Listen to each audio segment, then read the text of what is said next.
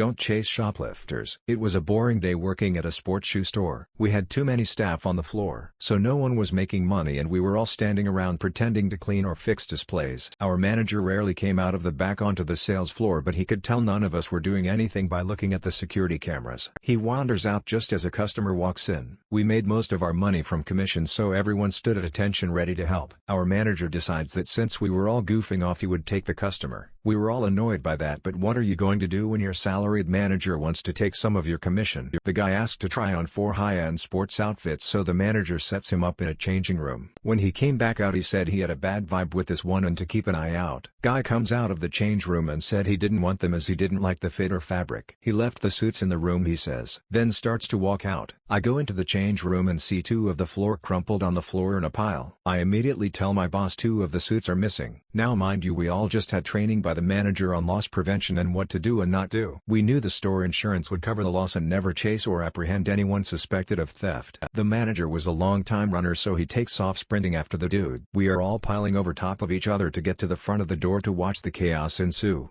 My dumbass manager confronted the guy. Guy is screaming my manager is racist and assumed he was shoplifting because he was black. He kept roaring like a lion in the manager's face. It was bizarre. Manager he can see the store tag sticking out from under his clothes. Dude pulls out a knife and stabs the manager right in a family jewel. Manager goes down like a wet bag of cement and security finally shows up and has the guy arrested. Manager goes to the hospital and comes away 1 jewel less. So lesson learned. Don't chase shoplifters if you value your balls. Of course we couldn't let it go easily, and our softball team that year was called the Lone Balls.